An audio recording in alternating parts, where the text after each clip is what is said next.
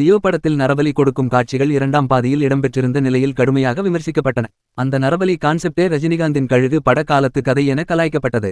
ஆனால் கோட் படத்தில் வில்லன் போர்ஷனை பார்த்தால் நம்பியார் காலத்து கதையாக உருவாகி இருக்கிறது.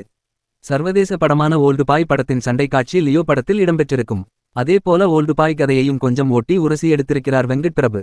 கோட் படத்தை பொறுத்தவரைக்கும் போர் அடிக்காமல் ரசிகர்கள் கொண்டாடும் படமாக அமைந்துள்ளது. விஜய் ரசிகர்கள் மட்டுமின்றி தமிழ் சினிமா ரசிகர்கள் அனைவரும் கொண்டாடும் அளவுக்கு ஏகப்பட்ட கேமியோக்கள் மற்றும் ரெஃபரன்ஸ் வைத்து வெங்கட் பிரபு கமர்ஷியல் பேக்கேஜ் படமாக கோட் படத்தை கொடுத்துள்ளார். எம்ஜிஆர் நடித்த குடியிருந்த கோயில் படத்திலிருந்து தமிழ் சினிமாவில் மட்டுமின்றி உலகம் முழுவதும் வெளியான பல்வேறு படங்களில் இளம் வயதில் காணாமல் போகும் மகன் வில்லனிடம் சிக்கி கெட்டவனாக வரும் கதையை பார்த்து பார்த்து புளித்து போனாலும் அரைத்த மாவை அரைத்தாலும் அதுக்கும் வேணும் தனித்திறமை என பாடுவதைப் போல படத்தை எடுத்திருக்கிறார் வெங்கட் பிரபு. விஜய், பிரசாந்த், பிரபுதேவா, அஜ்மல், யோகி பாபு, ஜெயராம் என அனைவருக்கும் பக்காவான ஸ்கோ கொடுத்தாலும் விஜய் ரசிகர்களை திருப்திப்படுத்த ஆரம்பத்தில் இருந்தே விஜயின் படத்தை ஏற்றிய வெங்கட் பிரபு கடைசியில் சேப்பாக்கம் ஸ்டேடியத்திலேயே விஜயை வைத்து கிளைமேக்ஸை முடித்துள்ள விதம் சூப்பர். ஆனால் வில்லனாக மோகன் சிறப்பாக நடித்திருந்தாலும் அவரது கதை மற்றும் கதாபாத்திர வடிவமைப்பு பழைய நம்பியார் காலத்து ரைட்ட தான்.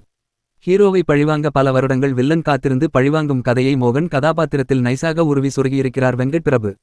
அதிலும் புதுமையை கொடுக்க முயன்றாலும் அந்த இடம் தான் படத்திலே ரொம்பவே டல் அடிக்கிறது.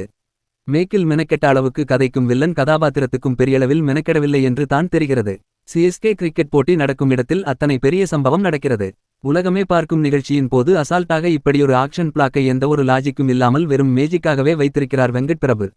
அது எந்தளவுக்கு ரசிகர்களை இழுக்கும் என்பது கேள்விக்குறியாகத்தான் இருக்கிறது. தல டோனியும் தல அஜித்தும் தான் கிளைமேக்ஸை விஜய்க்காக காப்பாற்றுகின்றனர். வீடியோ பிடிச்சிருந்தா மறக்காம சப்ஸ்கிரைப் பண்ணுங்க மக்களே.